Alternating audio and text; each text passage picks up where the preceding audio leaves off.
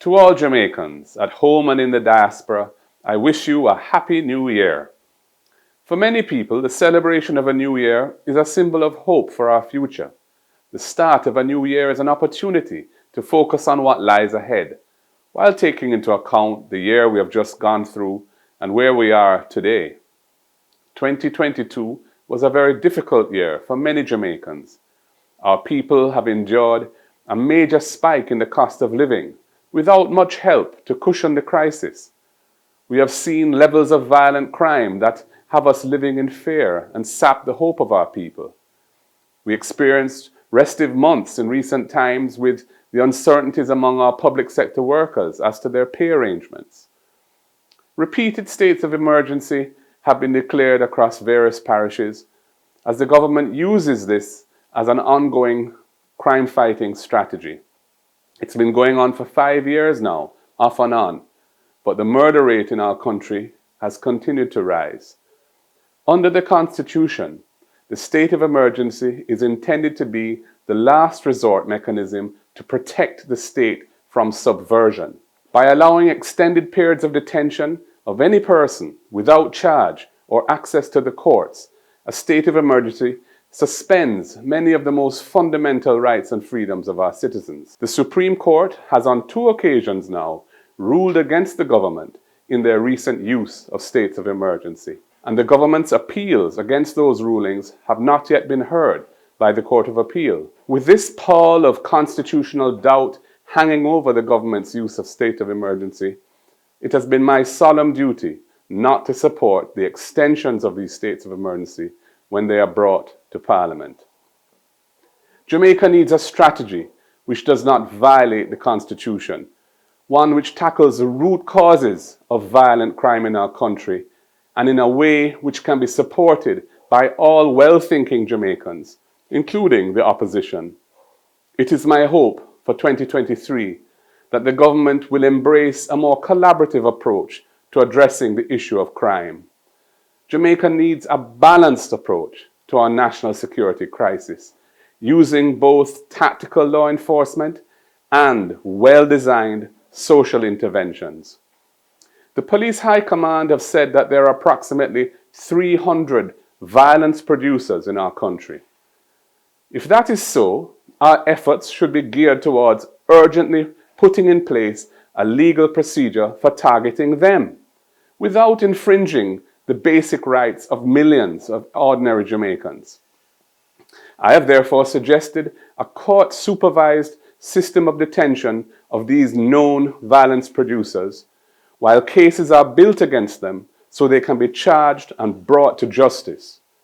I have even offered my services to the government to develop the legislation to implement this much-needed procedure as quickly as possible. We have also on many occasions made the recommendation that zones of special operations, the so-called ZOSOs, should be employed more widely to provide security in the form of a strong presence of police and soldiers on the ground in those communities that are plagued by high levels of violent crime. This is what the people want to see, and it does not require a state of emergency for this to happen. And these security measures must be supported by programs to provide positive pathways and opportunities for our youths who are at risk. And they must include mechanisms to foster conflict resolution and avoid a spiral of reprisals in communities. It saddens me that important and proven intervention programs like the Peace Management Initiative, PMI, and Unite for Change have been discontinued and nothing has been put in their place. I commend the private sector for recently launching Project STAR in an effort to fill that gap. However, it is limited in scope and it will not reach most of the communities which need to be stabilized and which need peace. Jamaica also needs to prioritize programs that reaffirm the positive values and attitudes on which a strong society can be built. We need to invest in early childhood development by providing support for weak family structures and raising children in vulnerable households. We must increase the minimum wage and make it a livable wage so that parents can support their families without enduring the deprivations of poverty. We cannot allow this crisis in our education system to continue. Our schools lack basic infrastructure and resources to enhance the learning experience of students. Hundreds of students, or thousands, are still suffering from learning loss due to the pandemic, and some of them have not been able to return to school. We must invest, raising standards in basic and primary schools across the board so that they become world-class institutions. That will plug the pipeline of youths who have been failed and abandoned by the system and who end up embracing a culture of violence and wreaking havoc on our society. In 2022, we witnessed unrest and demonstrations within the public sector. The smooth rollout of the major restructuring of salaries and benefits for public sector workers has been undermined and confused by misleading communications when it comes to sensitive issues like the future of the motor vehicle concession policy, the recovery of discontinued allowances that have already been paid since April 1st, and the payment of annual increments over the 3-year period of the program. Civil servants and public sector workers are the backbone of our system of governance. They deserve to be adequately compensated for the work that they do, and our national development goals require a competent and motivated public sector. I urge the government to level in clear terms with the public sector workers and their unions on all the outstanding issues, and not to obscure the situation by resorting to clever or complex language that is so easily misunderstood.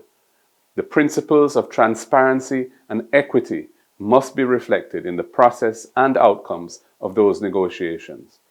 In 2022, we celebrated our 60th anniversary of political independence from colonial rule. Yet we're going into 2023 with the British monarch still being our head of state and their Privy Council still remaining our final appellate court. Time come for Jamaica to be truly independent. We must decolonize these remaining aspects of our governance by acceding to the Caribbean Court of Justice as our final court of appeal and becoming a republic with a Jamaican as our head of state. Let us not proceed in a piecemeal manner on these important questions. 2022 was a year of dwindling trust and confidence in the governance of our nation. People are sick and tired of public resources being used for the personal enrichment of a select few who are politically connected to the powers that be, instead of being used for the people for whom those resources are intended. Global inflation is now raging, and interest rates continue to increase as central banks around the world try to control it. Prices of basic food items and utilities have gone up and up, while our purchasing power continues to decline. People are struggling to make ends meet, and survival is a daily grind in Jamaica. We must respect the remarkable strength and resilience of the Jamaican people. I know it is hard, but I encourage you to keep the faith. Weeping may endure in these hard times, but as sure as the sun shineth, joy will come in the morning. The tide is turning, slowly but surely. Jamaicans are becoming increasingly aware of those who have their best interests at heart and those who do not. Time comes for us to put people at the center of governance by developing policies that are geared towards social inclusion, equality, and a better quality of life for all Jamaicans.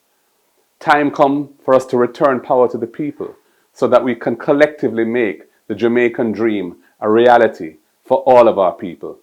In 2023, let us recommit to upholding the values and principles of integrity on which our great nation was founded. Happy New Year, Jamaica. May God bless us all and bless Jamaica, land we love.